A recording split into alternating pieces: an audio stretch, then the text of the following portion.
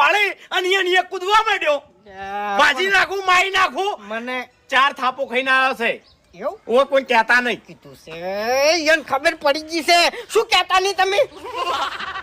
હવે ખેગારનું શું કરવાનું? એક તો પહાડ જેવડો માણસ છે આ હેજી વેજી કોકની માર ખાઈને આવતો રહેશે. તમારે એક જ કામ કરવાનું તું, મોણસ વતાઈને તમારા ઘરમાં આવતું રહેવાનું. ચમ?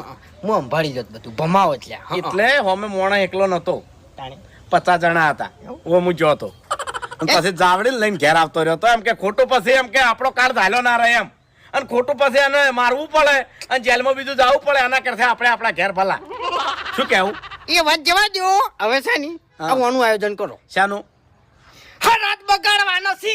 હરાત બગાડવાના છે ને આપણા બાના સારી રીતે જમાડવાના છે. હા, ભલે આપણે કાલ જમાડશું. પણ આપણે છે ને જાજી આઈટમો લાવી નહીં. આપણે જે આપણા બા શીર ખાતા ને એ શીર બરાબર છે. બીજું જ ખવડાવવું હા, છે. બીજું કોઈ નહીં. અને પૂરી જગ્યાએ રોટલી રાખશે. છેડથી એ જ હેડ તું આવ્યું છે તમને કહું. હા, અને એર્યું હારું નવું કરવા જાય ને તો ફસાઈ જાવ. ફસાઈ જાવ. તાણે બરાબર. અને આ તો બાર લેટવા થઈ જત પછી 12 મહિને એર્યું માગી, સપનામાં આવીને માગી. ઓભળો